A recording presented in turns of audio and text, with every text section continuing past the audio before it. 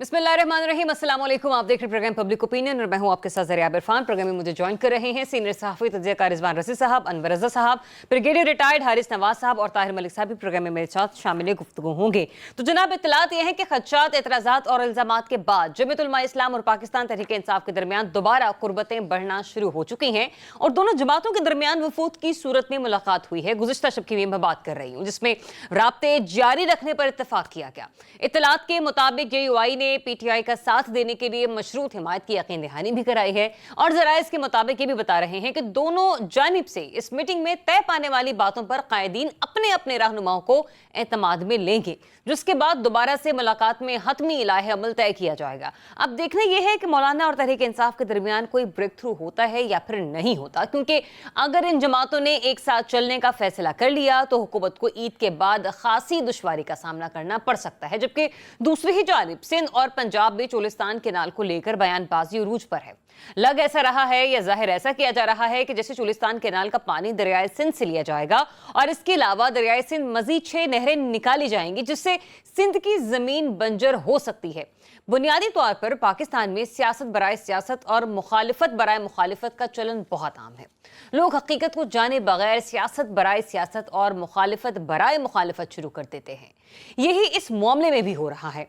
दावा यह किया जा रहा है कि सिंध को उसके पानी के हिस्से से महरूम कर दिया जाएगा, जिससे हरे भरे खेत बंजर जमीन में तब्दील हो जाएंगे, जबकि हकीकत इसके बिल्कुल बरक्स है। महफूज शहीद केनाल, जिसे चोलिस्तान केनाल भी कहा जाता है, वो पाकिस्तान के वसी नहरी निजाम का हिस्सा है, जो कि दरियाए चनाब और जहलम से पानी की तकसीम को मुनज़्ज़म करती है। ये किसी भी सूरत दरियाए सिंध से पानी नहीं लेती, लिहाजा सिंध के हिस्से के पानी के इनहराफ का कोई सवाल ही पैदा नहीं होता। पंजाब अपने हिस्से के लिए पानी को महफूज शहीद केनाल के लिए इस्तेमाल कर रहा है, जबकि इस मंसूबे के तहत 4 माह तक सैलाबी फालतू पानी से और 2 माह तक पंजाब के मुख्तस शुदा हिस्से से पानी हासिल किया जाएगा। महफूज शहीद केनाल जैसे मंसूबे ज़राअत, आपाशी और मकामी मईशत के लिए यकीनन फायदेमंद होंगे। ऐसे अवाम दोस्त मंसूबों को सियासी तनकीद की नजर कर देना शायद मुनासिब नहीं है। चोलिस्तान केनाल दरअसल दरियाए सतलुज के सुलेमान की बैराज से निकाली जाएगी, जो कि फोर्ट अब्बास पर इख्तिताम पजीर होगी। अब ये नहर 176 किलोमीटर तवील होगी। इस नहर से 120 किलोमीटर तवील मारोट केनाल को पानी मुहैया किया जाएगा, जबकि इस नहर से चोलिस्तान की 4,52,000 एकड़ जमीन जो सहराई इलाके में है वो सैराब होगी। इसकी डिटेल मैंने आपके साथ इसलिए शेयर की है क्योंकि प्रोग्राम का जो हमारा सेकंड सेगमेंट होगा वो इसी सिलसिले में होगा। लिहाजा जो मुल्क के सियासी मामलात है पहले उसकी तरफ चलते हैं, उनका अहाता करते हैं। ताहिर मलिक साहब, मुझे ये बताएगा, गुज़िश्ता शब जो मुलाकात हुई है JUI के वफ्द और पाकिस्तान तहरीक इंसाफ के वफ्द के दरमियान, कहा यह गया कि जमीयत उलमा इस्लाम के कायदीन के दरमियान होने वाली मुलाकात में राब्ते जारी रखने पर इत्तफाक किया जाएगा। तो जब राब्ते रखने पर इत्तफाक हुआ तो जाहिर सी बात है बहुत सारी चीजें डिस्कस भी की जाएंगी। अब इसका मतलब क्या समझा जाए? लेकिन जो इस वक्त की सूरत हाल है, PTI के लिए बज़ाहिर नथिंग टू लूज है। वो एक किस्म की जो उनकी पॉलिटिकल पोजीशन है वो बड़ी नुमाया है। मतलब वो रियासत से भी उन्होंने चलो झगड़ लिया, उन्होंने मुहाजरे भी कर ली, तकरीरें भी कर ली, लॉन्ग मार्च भी कर ली, सारा कुछ हो गया। मैं उस पर एनालिसिस नहीं करता। अब उनको जरूरत है इत्तेहादियों की, इस पे कोई शक नहीं। और अगर आप ये समझते हैं कि मौलाना या JUI इतने अपना भोले हैं, पंजाबी में कहते हैं कि वो आराम से PTI के हाथ आ जाएंगे, ऐसा नहीं होगा। मुझे ये लग रहा है थोड़ी सी इनसाइड भी है कि वो निगोशिएशन भी करेंगे और दिन ब दिन वो ऐसे ऐसे मुतालबात करेंगे PTI से जिससे उनके लिए मुश्किलात खुद ही पैदा होंगी। तो उनका जो इनसाइड अभी तक महसूस हो रही है वो ये हो रही है, जिस तरह उन्होंने, हो सकता है कि जिस तरह मतलब वजीर आला को बदल ले, CM को गंडापुर को बदल ले और इस तरह की चीजें हैं। तो लेकिन आपको लगता है PTI या बानी PTI इसके ऊपर आमादगी जाहिर करेंगे? मतलब इतना बड़ा स्टेप लिया जा सकता है अगर इत्तेहादी साथ मिलाने भी पड़े? मैं वही कह रहा हूँ ना कि चीजें इतनी आसान नहीं है। जो आपका सवाल है मैं उसी तरफ आ रहा हूँ कि इतना ऐसे नहीं है कि 2 अपोजिशन की पार्टी हैं और मिलके बैठे हों जनाब फैसला कर लें। तो JIU के लिए लूज करने को ज्यादा है, क्योंकि PTI जो है इस वक्त दीवार के साथ लगी है और उसको किसी सूरत साफ नजर आ रहा है कि आपकी स्टैब्लिशमेंट ने माफ नहीं करना। वो मुझे याद है अच्छी तरह, वो जनरल शरीफ साहब तो 3-4 दफा कह चुके हैं 9 मई के हवाले से कि जनाब ये गुनाह हुआ है, इसकी माफी भी नहीं है। तो वो मौलाना इतने बेवकूफ नहीं है कि वो सारा तो मलिक साहब, माफी तो नहीं है, फिर ये बता दीजिए इत्तेहादियों को साथ मिलाकर कफारा क्या अदा करना पड़ सकता है? फारा, मैंने कहा सबसे पहले उनको हो सकता है 2-3 इस तरह की चीजें करनी पड़ेगी, उनको बंदे बदलने पड़ेंगे। वो स्टार्टिंग फ्रॉम सीएम कि अपना आप सीएम बदले। फिर मौला ने अपने पूरे हिसाब मांगे हैं। उन्होंने ये भी सुनने में आया कि जो खान साहब को, आपको याद है, ये लोग जरा सोशल मीडिया में बड़े एडवांस है, बड़े तेज हैं। इन्होंने बड़ा वो डीजल शीजल और इस तरह की मीम्स हाँ बनाई, जी, रील्स हाँ जी। बनाई, पूरा एक कॉमेडी बनाई गई। तो वो चाह रहे हैं कि भी ठीक है, आप ऑफिशियली खान साहब कोई ऐसे तरीका निकालें जिससे वो ऑन दी रिकॉर्ड ये कहें कि वो यार सॉरी, हमने ये गलत किया, हम आपसे माफी मांगते हैं। सही। तो ये जो निगोशिएशन है, जो मैं इसकी समरी आपको दे रहा हूँ, वो इतनी आसान नहीं होगी। वो इतने ज्यादा मुतालबात आएंगे कि ठीक है। पीटीए के लिए आसानी नहीं होगी। रिजवान रसी साहब, हम ये कह सकते हैं कि दोनों जमातों ने रमजान से ही जद्दोजहद शुरू करने पर इत्तेफाक कर लिया है। वो अलग बात है कि टीओआर तो अभी तय होने हैं इस इत्तेहाद के। मेरा ख्याल है अभी इत्तेफाक भी नहीं हुआ, अच्छा। सिर्फ इस बात के ऊपर कि हम बाहम मिलके चलेंगे। मुझे ये अदर वे राउंड लगता है। अब देखिए, मैं रोजाना प्रोग्राम में दूसरी साइड दिखाने की कोशिश करता हूँ। मुझे ये अदर वे राउंड लगता है कि मौलाना की ड्यूटी लगी है कि जिस तरह 26वीं तरमीम में आपने पीटीआई को एंगेज किया था और उन्होंने वो काम नहीं किया जिसकी उनके से तवक्को की जा रही थी, उसी तरह मौलाना को फिर एक असाइनमेंट मिली है वफाकी हुकूमत की तरफ से या पीपल्स पार्टी की तरफ से। रिक्वेस्ट आई होगी, असाइनमेंट कहना जरा ज्यादा मुनासिब लफ्ज नहीं है, रिक्वेस्ट आई होगी कि आप पीटीआई को इंगेज करें ताकि वक्त जरूरत जब हमें उनकी जरूरत पड़े तो आप पीटीआई हमें पेश कर सकें। आप अगर देखिए 26वीं तरमीम के मंजूर होने का, तो मौलाना ने तकरीबन पीटीआई को घेर घार के वफाकी अच्छा, वैसे रिजवान रसी साहब, आपका जो ये तज्जिया है, इसमें मैं वजन इसलिए लिहाज से लेना चाह रही हूँ कि आपने कहा ना कि मौलाना को रिक्वेस्ट की गई होगी कि जब हमें पीटीआई की जरूरत हो तब आप हमें पीटीआई पेश करें। इसका बेनिफिशियरी कौन हो सकता है? किस हलके की तरफ से ये रिक्वेस्ट की गई हो? आप इसको पीपल्स पार्टी के तनाजुर में देखेंगे या फिर मुक्तदरा के हवाले से देखेंगे? देखिए, जब ये अलायंस बना था ना, जो वफाक में इस वक्त बरसे इक़्तिदार है, तो उस वक्त ये तय हुआ था कि जेयूआई को एंगेज करेगी पीपल्स पार्टी और एमकेएम को एंगेज करेगी पीएमएलएन। ठीक है। तो ज्यादा इम्कान तो यही है कि ये पीपल्स पार्टी की तरफ से रिक्वेस्ट आई होगी, लेकिन जो जाती ताल्लुकात हैं, जो ज्यादा न्याजमंदी है मौलाना फजलुर रहमान साहब की और मौलाना समीउल हक के मदरसे की तरफ से उनको अपना सरपरस्त तस्लीम कर लेने के बाद जिस तरह उनकी ताकत डबल हो गई है, उस सूरत के अंदर मेरा ये ख्याल, में इसको भी रूल आउट नहीं किया जा सकता कि नवाज शरीफ साहब की तरफ से ये उन्हें कहा गया हो या उधर से इस ख्वाहिश का इजहार किया गया हो, लेकिन मैं इसको बड़ा अच्छा समझता हूं कि पॉलिटिकल पार्टी को, सिस्टम को एंगेज करना चाहिए, बराह रास्त नहीं, बिल वास्ता हमारी सियासी पार्टियों को निजाम के अंदर रहना चाहिए, निजाम का हिस्सा रहना चाहिए, ताकि फैसला साजी की ओनरशिप कौमी लेवल के ऊपर पाई जाए। ठीक है। ब्रिगेडियर साहब, मुझे ये बताइएगा, वो ऐसे कौन से सीबीएम्स होंगे जो पीटीआई मौलाना को दिखाएगी, शो करेगी या एतमाद साजी पैदा करने की कोशिश करेगी कि जिसके ऊपर जेयूआई राजी हो जाए, दोनों जमातें अपनी तलखियां बुलाकर एक साथ बढ़ने पर इत्तेफाक कर लें? देखें, एक बात है कि दोनों राइवल पार्टीज हैं, ये तो हमें क्लियर होना चाहिए, ठीक है। और जेयूआई जो है वो गवर्नमेंट से बहुत नाराज़ है, क्योंकि जो उनसे भी कमिटमेंट हुई थी पहले, जो कि हुकूमत ने, ये पीडीएम ने, I would say PMLN, MQM ने वो पूरी, पीपल्स पार्टी ने पूरी नहीं की हैं। यहाँ तक उनको एक दो बहुत इंपॉर्टेंट कॉन्स्टिट्यूशनल अपॉइंटमेंट भी ऑफर की गई थी जो बाद में उनको नहीं दी गई हैं। तो वो अंदर से तो नाराज़ हैं। अच्छा। और वो चाहते हैं मेरा भी मैंडेट को नुकसान किया गया। इशू ये है कि इस वक्त जितना भी वो पीटीए के नज़दीक होंगे उतनी ही वो अपनी स्टेक्स को बढ़ा रहे हैं, उतनी ही वो डिमांड करेंगे हुकूमत से, जो कि हुकूमत दे भी सकती है, उनसे उनकी डिमांड बढ़ती जाएंगी टू एन एक्सटेंट कि उनको ये शो रखेंगे ऑलमोस्ट इनका हिलाक हो रहा है आपस में। और रोज़ों के बाद, ईद के बाद ये कोई हो सकता है कोई एक बहुत बड़ा जलसा करें या कोई मूवमेंट करें। जहाँ तक आने के बाद उस वक्त देखेंगे, देखें पीटीए उनको कुछ भी नहीं अभी दे सकती। Why should they he join PTI? आप मुझे बताइए ना, उनको चीफ मिनिस्टर के पीके की दे सकते हैं। अच्छा। गवर्नर की जो है वो उनके पास है। फिर मौलाना क्यों चलेंगे इनके साथ? ब्रिगेडियर साहब, सवाल तो फिर ये है। मौलाना नहीं चलेंगे, मौलाना ज़रियाब नहीं चलेंगे। मौलाना वो अपने स्टेक्स बढ़ा रहे हैं, इतनी इंपॉर्टेंस बढ़ा रहे हैं कि कहीं ना कहीं फाइनली गवर्नमेंट आगे उनसे अंडर एंड डील करे। हाँ जी, हम आपको हो सकता है कि बहुत मजबूर करें पीपल्स पार्टी को कि जी गवर्नर जो है वहाँ के KP का वो उनको दे दें, अच्छा। या गवर्नर बलूचिस्तान का दे दें। ऐसी अपॉइंटमेंट वो कोशिश करेंगे लेने के लिए, और आइंदा के लिए काफ़ी कमिटमेंट करवा सकते हैं जो गवर्नमेंट उनको दे सकती है।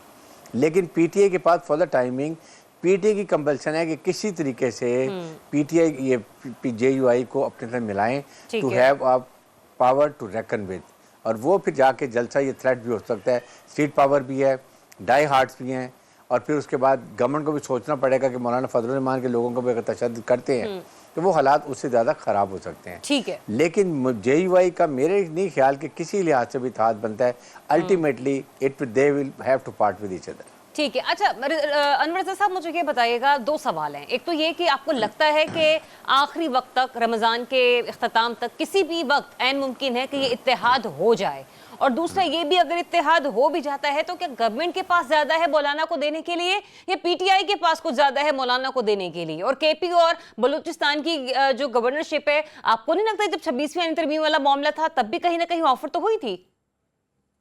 ज़रा बहुत शुक्रिया। पहली बात तो ये है कि पाकिस्तान तहरीक इंसाफ और JUI फे जो हैं वो रमज़ान के आखिर तक सिर्फ मुज़ाकरात करेंगे, बातचीत करेंगे, TORs तय करेंगे, आगे बढ़ने पर इत्तफाक करेंगे, और ईद के बाद अगर किसी कोई एक बड़ी बैठक होगी जो ये तय करेगी कि क्या मौलाना फजल रहमान साहब उनके साथ जलसे जुलूसों में शामिल होते हैं या नहीं। अच्छा। और जो बुनियादी सवाल ये है कि इस वक्त मौलाना फजल रहमान साहब जो हैं उनको नहीं, पाकिस्तान तहरीक इंसाफ को ज़्यादा उनकी ज़रूरत है। और मौलाना फजल रहमान साहब अगर पाकिस्तान तहरीक इंसाफ के साथ नेगोशिएशन करेंगे, मुज़ाकरात करेंगे, बैठक रखेंगे, बातचीत करेंगे, उससे सियासी तौर पर उनके वज़न में मज़ीद इजाफा होगा। जब उनके वज़न में इजाफा होगा तो फिर वो हुकूमत के साथ बार गेन करने में उनकी पोजीशन बड़ा स्ट्रॉन्ग होगी। और वो क्या करेंगे, जिस तरह 26वीं आनी तरमीम में उन्होंने बड़ा पाकिस्तान तहरीक इंसाफ को बड़े अच्छे तरीके से लाकर हुकूमत की तरफ खड़ा किया, 26वीं आनी तरमीम को भी पास करवा लिया, और उन पर इतनी बात भी नहीं आई। उसके बाद फिर जो मिस कमिटमेंट्स हुई उसकी वजह से मौलाना फजल रहमान साहब गवर्नमेंट के साथ नाराज़ हैं। एक बात तो ये है कि आसिफ अली जरदारी साहब और मियाँ मोहम्मद नवाज शरीफ साहब के साथ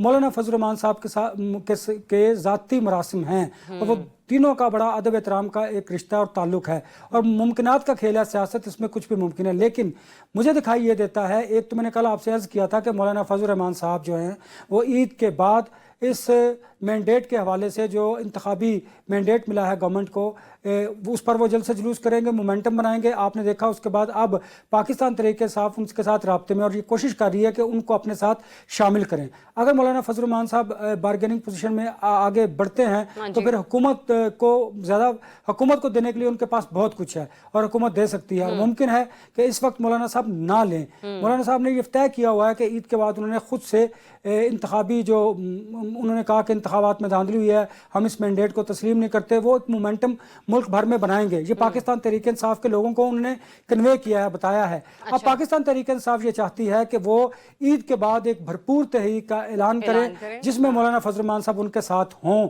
लेकिन मौलाना फजल रहमान साहब अभी तक रिलेक्टेंट है, और उसकी वजह यह है कि मौलाना फजल रहमान साहब ने पाकिस्तान तहरीक इंसाफ के वफ्द को ये वाजे किया है कि जब आप बैकडोर राब्ते करते हैं एस्टेब्लिशमेंट से, जो कि अब भी आपके जारी है, तो उस वक्त आपको मैं याद नहीं आता। हालांकि मैंने आपको पहले ही कहा था कि आप पॉलिटिकल स्पेस कायम कीजिए और सियासी जमातों को साथ लेकर एक सियासी इत्तेहाद कायम करें। वो अपोजिशन का इत्तेहाद जो है वो हुकूमत के खिलाफ तहरीक चलाए तो मैं आपका हिस्सा बन सकता हूँ। लेकिन हमें ये भी पता है, हमारे पाकिस्तानी तहरीक का खासा रहा है कि सियासी इत्तेहाद ऑपोजिशन के हवाले से तब ही कामयाब हुए हैं जब एस्टेब्लिशमेंट की बैकिंग उनके साथ मौजूद रही हो।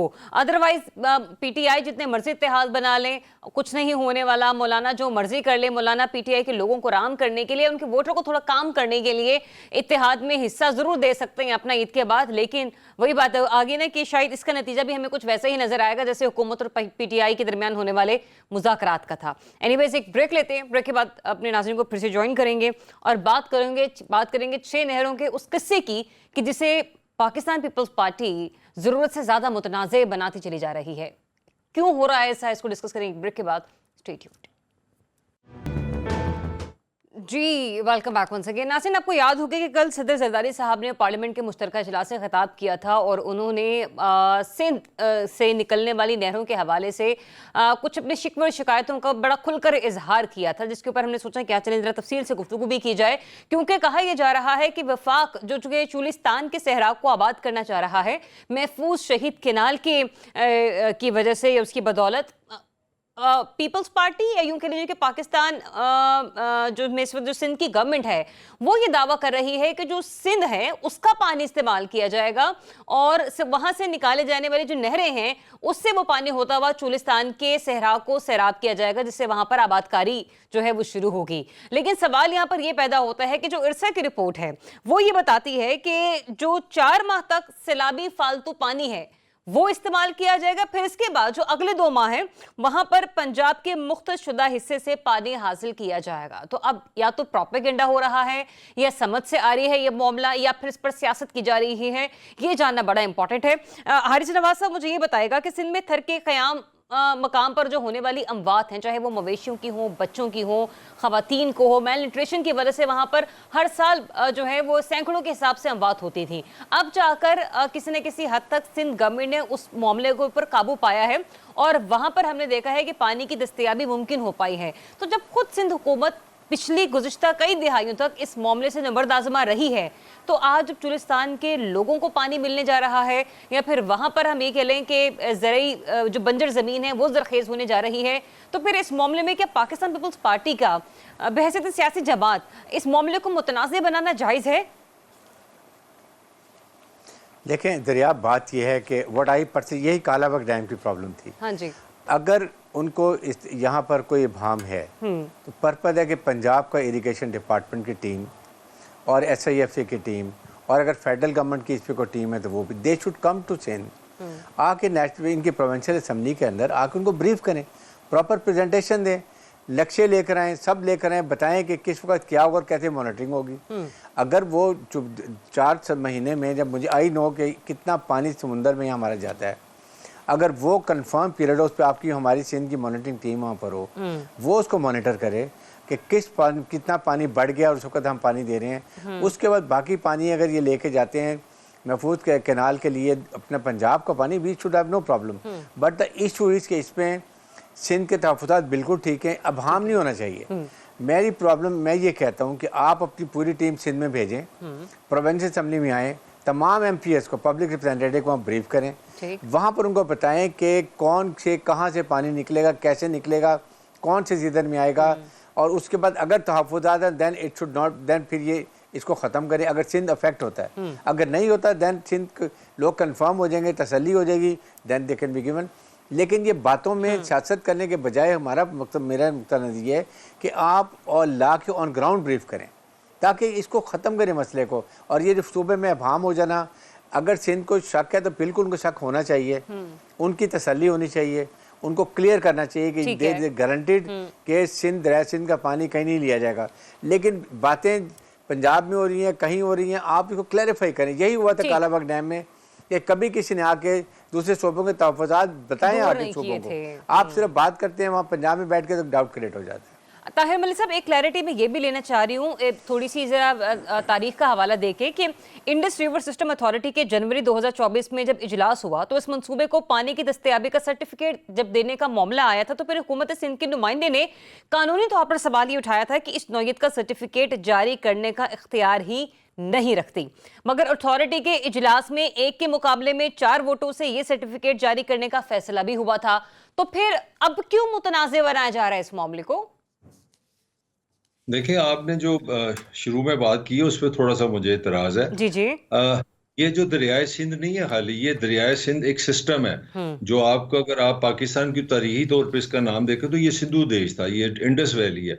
तो इसमें जो सिंध की 2 परसेप्शन है और हमारा तो काम है ना, हम आप चीज को प्रोपेगेंडा कह देते हैं। मेरा सवाल ये है कि अगर 75 साल में 80 साल में सिंध का कॉन्फिडेंस ही नहीं हुआ कि पंजाब पानी चोरी नहीं करेगा तो there must be something wrong. तो कोई जो परसेप्शन बनती है वो भी अठो-अठ नहीं बनती। ये तो कभी नहीं किसी ने कहा ये परसेप्शन बना दे कि सिंध दरिया सिंध में सोना आता है तो सोना हम ले लेंगे, तो आप जितनी मर्जी परसेप्शन बनाए परसेप्शन नहीं बनेगी। तो इशू क्या है? 2 इशू है जो बड़े जबरदस्त है। सिंध में जनरल परसेप्शन ये है कि पंजाब की जो टॉप ब्यूरोक्रेसी है, मिलिट्री और सिविल, ये जो बड़े बड़े अफसर हैं ये रिटायर होकर जमीनें लेते हैं। ठीक है, पहला तो ये उनको एक पॉइंट है, आप साबित कर दें, आप बता दें उनको, 80 साल का डाटा दे दें कितने अफसर रिटायर हुए हैं, कितनों ने जमीन दी है, बात क्लियर हो जाएगी, करके दिखा दें। तो वो तो आपको पता है वो होना नहीं है, तो अब आप कहते हैं परसेप्शन है। दूसरा जो आप सबसे बड़ा टेक्निकली एक ज्यादती कर रही है वो ये कर रही है, बार बार कह रही है वो सिंध का पानी, सिंध का। तो बीबी ये सिंध का पानी अपना वो K2 से ऊपर चाइना से आता है पाकिस्तान के अंदर, मतलब जो सिंध है फिर उसमें मैं आगे फिर रावी इसको मिलता मैं है, ना उसमें सिंध का ब्यास पानी मिलता है। कहूंगी ना सतलुज का पानी कहूंगी, मैं फिर ताहिर मलिक साहब फिर ये कहूंगी ये वो पानी है नहीं, जो अल्लाह नहीं, ताला ने हम लोगों को दिया हुआ है। पॉइंट ले ले, मेरा पॉइंट ले ले, आप जरूर अपना पॉइंट ऑफ व्यू दें, दूसरों का भी दें। सिंध के जो कराची में पानी पहुंचता है ना, वो सारे 5 दरियाओं का है, वो एक एक कतरा सिंध का दरिया बन जाता है। मेरा कहने का ये मतलब है कि आप उसको समझिए वो सतलुज है, आप उसको रावी कह रहे हैं। पहले आपने इतनी बड़ी ज्यादती की है इस लैंड के साथ, 3 दरिया आपने इंडिया को दे दिए। आपने पता नहीं पंजाब की जमीन के साथ क्या किया, मुझे नहीं पता 100 साल बाद 200 साल के बाद हमारी सर जमीन के साथ क्या होना। ये दुनिया की तारीख का पहला वाकया है जहां किसी रियासत ने 3 दरियाई भेज दिए। अब आप चौथा काम करने जा रहे हैं कि जी हम नहरें निकालने लगे हैं। आपको पता है बहावलपुर की जो पोल्यूशन है वो एनवायरमेंटलिस्ट उसको भी चैलेंज कर रहे हैं, वो कह रहे हैं कि ये शराब ही आपने साइंटिफिकली इसका रहना जरूरी है वेदर के लिए। तो तीसरी लास्ट में ना जो कमेंट है, अगर इतनी आपको एक मसला है तो आप कुछ नहीं कर रहे तो फैसला आप पहले करते हैं बाद में प्रोपेगेंडा करते हैं। आप सबसे पहले कहें कि हम एक चारों असेंबली बैठे, असेंबली में जाएं, सारे हकायक सामने रखें, उनको बताएं ये हम प्रोजेक्ट लेके जा रहे हैं। जब क्लैरिटी हो जाए तो अनाउंस कर दें। पहले आपने अनाउंस कर दिया, फिर कहते हैं मुतनाज़ा हो गया। अनवर रज़ा साहब, ये मामला इतना ही सादा है जितना कि बयान किया जा रहा है, और अगर नहीं है तो फिर इसको सॉर्ट कैसे किया जाएगा? क्योंकि जो ताहिर मलिक साहब कह रहे हैं वो बिल्कुल मुख्तलिफ बात है, जो ब्रिगेडियर साहब फरमा रहे हैं वो बिल्कुल मुख्तलिफ बात है। तो ये मेरे ख्याल से बयानबाजी से हटकर अगर टेबल पर बैठकर बात कर ली जाए तो जरा ज्यादा मुनासिब नहीं होगा? अनवर रज़ा साहब, आपकी आवाज मुझे नहीं आ रही। आज आप तक पहुंच रही है? जी जी जी, प्लीज कंटिन्यू। तो मैं आपसे कह रहा था कि ये कल जब शहबाज शरीफ साहब से बिलावल भुट्टो जरदारी साहब की मुलाकात हुई है तो उसमें ये एजेंडा शेर फहरिस्त था। तो डेफिनेटली मसला कहीं ना कहीं तो है। इसी वजह से प्राइम मिनिस्टर और बिलावल भुट्टो जरदारी के दरमियान ये इशू पर बात हुई है। प्राइम मिनिस्टर ने यकीन दिलाया है कि मैं इसको जरूर रिजॉल्व करूंगा, आपके जो कंसर्न्स हैं उनको भी एड्रेस किया जाएगा।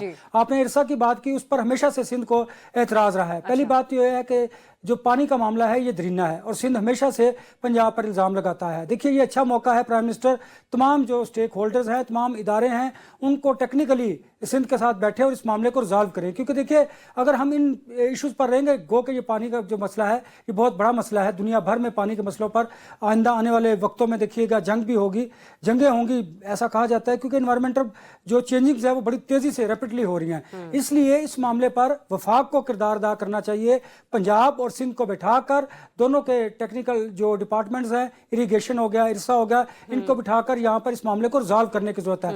और मेरे जो जराए हैं उन्होंने बताया है कि प्राइम मिनिस्टर ने इस पर बिलावल भुट्टो जरदारी को यकीन दहानी भी करवाई है। और आज बिलावल भुट्टो जरदारी ने भी अपने जो सिंध के MNAs हैं, MPs हैं, जो लोग हैं, उनको ये कहा है कि प्राइम मिनिस्टर ने कहा है कि हम इस मामले को जल्द रिजॉल्व कर लेंगे। देखिए जब इत्तेहादी हुकूमतें होती हैं तो इस तरह के इशूज तभी रिजॉल्व होते हैं क्योंकि पता होता है कमजोर हुकूमत है, हमारा मुतालबा अगर जायज़ है या नाजायज़ है तो उसको रिजॉल्व कर लिया जाएगा। तो ये मैं समझता हूँ कि सूबों के दरमियान हम आहंगी के लिए, बेटरमेंट के लिए वफाक का काम है कि वफाक इन सूबों को करीब करे और इस मामले को रिजॉल्व करे। रिजवान रज़ी साहब, फिर वफाक कैसे इस मामले को हल करेगा? कल बिलावल भुट्टो साहब की मुलाकात भी हुई है, जबकि अक्सर मामलात पे हमने देखा है कि मरियम बीबी, शी बीइंग CM, वो तो पावर शेयरिंग तक नहीं करना चाहती, तो वाटर शेयरिंग क्या, मतलब किस तरीके से वो मादगी जाहिर करेंगी? देखिए जो चीज कानून के अंदर, आइन के अंदर मौजूद है, हम उसी के तहत चलेंगे ना। हमारे पास एक इरसा का प्लेटफॉर्म है और ये वाला जो मसला है ये इरसा में 1 जनवरी 2024 को पेश हुआ जबकि केयरटेकर हुकूमत थी, और 24 जनवरी 2024 को ये अप्रूव हो गया 4-1 की वोटिंग के साथ। जी। सिंध एक तरफ था और तीनों सूबे और वफाक एक तरफ थे। अब कानून और आइन के अंदर यही तरीकाकार लिखा हुआ है, लेकिन अगर किसी ने नहीं मानना और मुसलसल झूठा इल्जाम लगाते रहना तो उसका कोई हल नहीं। मैं एक मिसाल पेश करूंगा। इस वक्त पूरे पाकिस्तान में जितने भी हेड्स हैं, बैराजेस हैं और डैम्स हैं, उनके ऊपर महकमा आबपाशी सिंध के मुलाजम इंजीनियर बैठे हुए हैं जो कि उसका डाटा कंट्रोल करते हैं और अपनी हुकूमत को जवाब देते हैं और उनकी अप्रूवल से वहां से पानी रिलीज होता है या रोका जाता है। यानी आपने एक हवाले से पूरे मुल्क के अंदर बहने वाले पानी का कंट्रोल महकमा आबपाशी सिंध को दे दिया। सही। और अगर वो इस पे भी फिर पानी चोरी होने का इल्जाम लगाते हैं तो पहले उन अपने इंजीनियर्स को नौकरी से फारिग करें जिनकी मौजूदगी में पानी चोरी हो गया। उनको भाई उनकी मौजूदगी के अंदर नाअहली हुई ना। तो पहले सिंध इरिगेशन डिपार्टमेंट, देखिए सिंध के अंदर एक बहुत बड़ा मसला है, जो घोड़ो साहब हैं उनकी सरबराही के अंदर अपर सिंध जो है वो लोअर सिंध का पानी पी जाता है। जो सिंध से थोड़ा सा पानी बलूचिस्तान को जाना है कोई 5 MAF के करीब, वो भी नहीं जाने दिया जाता। इसलिए हर फोरम के ऊपर, पानी वाले फोरम के ऊपर बलूचिस्तान सिंध की मुखालफत करता है। रज़ी साहब, ये तो आपने बहुत सारे तौजीहात बता दी ना कि क्या वजह है। अब मुझे ये बताइए, अब ये मामला चूंकि उठ खड़ा हुआ ही है, तो आपको सादा इसका सोल्यूशन नजर, मसले का हल क्या नजर आ रहा है? मसले का हल है कि आप इसे मौजूद आईनी मामलात के ऊपर हल करना चाह रहे हैं, या आप इसको मतलब कि अदालत को रेफरेंस भेजना चाह रहे हैं। सुप्रीम कोर्ट को रेफरेंस भी भेज सकती है ना हुकूमत कि जनाब ये मसला 2 सूबों के दरमियान हो गया, आप इस पे राय दे दीजिए, ठीक है। या जो इरसा का फोरम है उसके ऊपर माहिरीन बैठ जाए। ठीक है। अल्हम्दुलिल्लाह जो इस वक्त मसले को प्लीड कर रही है पाकिस्तान पीपल्स पार्टी, वो दोनों फोरम्स को मानने के लिए तैयार नहीं है। और वहां पे जो लोग उनके बातें कर रहे हैं कि जी हम आलमी सालसी लेंगे, जी आलमी सालसी करेंगे। 1991 के आप तकसीम आब मुआहदे के अंदर किसी आलमी सालसी का जिक्र मौजूद नहीं है। ठीक है। ये अनोखे लाडले नहीं है कि जब मर्जी चाहें किसी भी मुआहदे को रिविजिट कर लें। जी मैं आ रही हूँ आपके पास ब्रिगेडियर साहब, मैं आ रही हूँ। आलमी सालसी की क्या जरूरत आन पहुंची ब्रिगेडियर साहब? ये मामला घर के अंदर ही, हाँ, इस वक्त इस पे शोर मचा रहे हैं कि जब मुआहदे के अंदर आलमी सालसी का कोई जिक्र ही नहीं है, तो आप किस बुनियाद के ऊपर आलमी सालसी की बात कर रहे हैं? ठीक है ब्रिगेडियर साहब, बाहर वालों को क्यों दावा देनी? ये मामला घर के अंदर रहते हुए क्यों नहीं सॉर्ट आउट हो सकता? नहीं, देखें, दिस स्पीक्स के कोई फ्रस्ट्रेशन है, कोई एहसास महरूमी है, ये किसकी रिस्पॉन्सिबिलिटी है? फेडरल गवर्नमेंट की है। हाँ जी। फेडरल गवर्नमेंट अपनी टीम, पंजाब गवर्नमेंट की टीम लेकर आए सिंध असम्बली में, वहाँ लाके ब्रीफ करें। Please make them understand. अगर कहीं वहाँ में खत्म हो जाएगा, they are very wise people here also. आप उनको ब्रीफ करें आके जी कि ये तहफ़्फ़ुज़ात है, ये कि हमने आपके नक्शा ले आए हैं, ये 4 महीने का पानी ऐसे होगा, उसके बाद हम ऐसे करेंगे, और ये पानी सिंध को किसी लिहाज से नहीं होगा। डू आई एग्री कि पूरा पानी आके पंजत के ऊपर मिलता है, फिर वहाँ से सिंध को पानी आता है। सो आप अबहम दूर करें, बजाय ये जब नहीं अबहम होता then you can go to court. पहले आपस में बैठ के फेडरल गवर्नमेंट सूबे बैठ के एक दूसरे का भाम दूर करें, दैट इज मोर इम्पोर्टेंट। इसको हमें इमीडिएट क्लियर करना चाहिए। ठीक है, चले लेट्स सी कि कल पीएम साहब से मुलाकात तो हुई है और बड़ा एक इम्पॉर्टेंट वक्त था पीपल्स पार्टी का भी, और फिर सिंध गवर्नमेंट के कुछ लोग वहां पर मौजूद थे, साथ साथ केपी के गवर्नर भी जो थे इस मुलाकात का हिस्सा बने। लेट्स सी कि कहीं ना कहीं तो यकीन दहानी करवाई गई होगी कि आपके इस मुतालबे को जो है वो जरा देखा जाएगा और उसके ऊपर गौर किया जाएगा। एक ब्रेक लेते हैं, ब्रेक के बाद आपको फिर से ज्वाइन करेंगे। Stay tuned. वेलकम बैक नाज़रीन, इस सेगमेंट में बड़ी क्विक रहूंगी मैं क्योंकि टाइम थोड़ा कम है, लेकिन खबर यह है कि आईएमएफ के साथ चूंकि पाकिस्तान के मुज़ाकरात हो रहे हैं, उनका वफ्द पाकिस्तान में मौजूद है, तो खबर ये आई है कि बिजली के निर्खों में कमी पर आईएमएफ ने हुकूमत के प्लान पर ग्रीन सिग्नल दे दिया है। अच्छा, अब ये कमी किस हद तक की जाएगी वो भी जरा मैं आपको कौड़ियों के भाव बता देती हूँ। कहा यह जा रहा है कि 1 से 2 रुपए फी यूनिट कमी की जाएगी इन बिजली के निर्खों में। अनवर रज़ा साहब, मुझे ये बताएगा, अगर आपको 1 से 2 रुपए बिजली की फी यूनिट में कमी मिलना शुरू हो जाए तो आप मुतमईन हो जाएंगे? आदमी की बात देखिए कि बाखुदा 1 से 2 रुपए आप देखिए कोई कमी है कोई, और आप फिर किसी ना किसी तरीके से कोई ना कोई टैक्स लगा कर। आईएमएफ ने जिस तरह कहा कि आपने जो 1000 का आपका शॉर्टफॉल है, आपने उसको कैसे पूरा करना है। देखिए जरा आप, सिंपल सी बात है, वो आपकी और मेरी जेब से निकलेगा। इनडायरेक्ट डायरेक्ट टैक्सेस लगेंगे, बिजली पर टैक्स लग जाएगा, पेट्रोल में भी लेवी बढ़ा दी जाएगी, वो आवाम की जेबों से निकाल कर वो पूरा किया जाएगा, और जो आपने बैंकों से कर्ज लिया हुआ है वो पूरा कर लिया जाएगा, और आप नाम लगा देंगे आईएमएफ ने कहा था। देखिए इस हुकूमत को अब 1 बरस हो चुका है, आपकी पॉलिसीज का तसलसल है, क्योंकि पीडीएम की भी आपकी गवर्नमेंट थी, तो अगर उसको हम शामिल करें तो 2.5 बरस हो गए। 2.5 बरस में आपको इस पॉलिसीज के ऐसे तसलसल को बढ़ना चाहिए था कि अवाम को रिलीफ मिलता हुआ दिखाई देता। बाई गॉड, अब भी रमज़ान के माह में अल्लाह ताला की रहमतें हैं, हमारी कौम जो है वो आपको पता है दिल खोल कर अतियात भी करती है, ज़कात भी देती है। रमज़ान के महीने में गवर्नमेंट को सोचना होगा कि हमें लॉन्ग टर्म पॉलिसी करनी चाहिए, आवाम को रिलीफ हकीकी मानों में देना चाहिए। अगर आप 1 से 2 रुपये बढ़ा देंगे, कमी भी कर देंगे, तो मैं नहीं समझता इससे कोई आवाम को रिलीफ मिल पाएगा। सही। ताहिर मलिक साहब, ये तो बात दुरुस्त की अनवर रज़ा साहब ने कि गवर्नमेंट डायरेक्ट या इनडायरेक्ट टैक्सेस लगाकर वो अपना खाता पूरा कर लेगी, और मैं बारहा इस मामले के ऊपर बात करती हूँ कि हुकूमत कमर्शियल बैंकों से गर्दिशी कर्जा लेने पर जो है वो आमादगी जाहिर कर रही है, जो कि 1250 अरब रुपए का बनता है, जिसको 10% सूद की अदायगी के साथ वापस लौटाया जाएगा। अब वो वाले पैसे और वो वाला खाता भी तो आवाम से पूरा करना है ना, तो फिर ये 102 रुपए की जो फी यूनिट कमी है, ये कैसे पॉसिबल है, कैसे फ्रूटफुल है?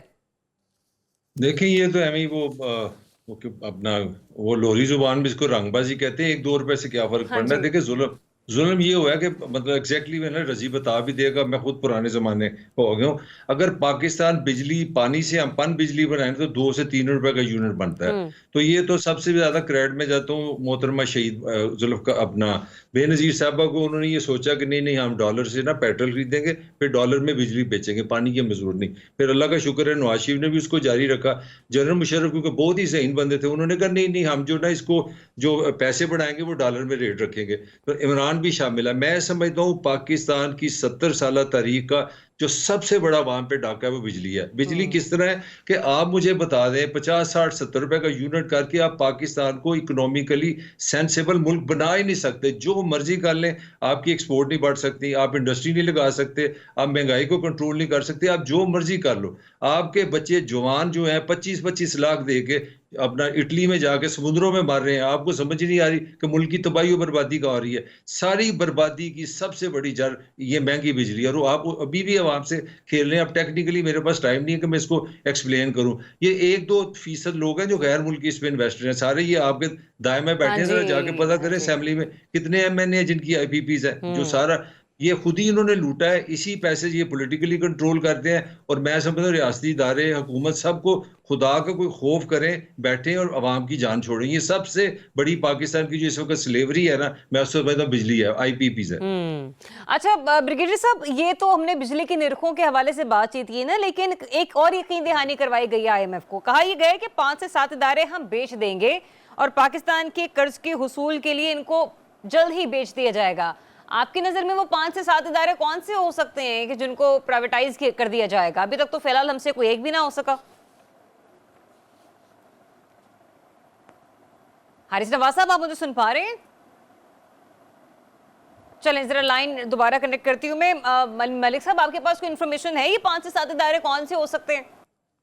वो तो बड़ी देर से लगे, आपको पता है पहले पीएए भी जाना था। आपकी क्रेडिबिलिटी नहीं है। मतलब यहाँ हालत है, टेररिज्म आपका इशू बना हुआ है, और मेरा हाल यह हालत हो गई कि हम बातें भी नहीं करते। जो आज पाकिस्तान की सबसे बड़ी खबर है उस तक का हमने जिक्र नहीं किया। दुनिया जो है, जो सरमायाकार है, वो सरमायाकार बड़ा समझदार होता है। किसी भी मुल्क में इन्वेस्टमेंट तब होती है, इदारे तब बिकेंगे जब उनमें कोई जान नजर आए, उनमें प्रॉफिट नजर आए। दुनिया का कोई भी कैपिटलिस्ट का ना कोई मजहब होता है, ना उनका कोई अकीदा होता है, वो पैसे के यार होते हैं। आप कंडीशन अच्छी करेंगे फिर ये इदारे बिकेंगे। ये तो कोड़ियों के भाव भी नहीं बिक रहे। आप देख ले 3 साल में इस हुकूमत को 3 साल हो गया, पहला टाइम गिन ही नहीं रही। एक भी मुझे इदारा बता दे, कोई इन्वेस्टमेंट पॉजिटिवली दिखा दे। मुसलसल हम एक ही जगह पे फंसे जी कि टेररिज्म ठीक हो जाएगा, पॉलिटिकल स्टेबिलिटी आ जाएगी। कब आएगी ये अल्लाह मियां को पता है। अब अनवर रज़ा साहब, मुझे ये बताएगा कि जो वज़ारत तवानाई का नेपरा एक्ट में तरमीम का प्लान था, उससे आईएमएफ ने मुस्तरद कर दिया है। इसके कॉन्सिक्वेंसेस क्या हो सकते हैं अनवर साहब?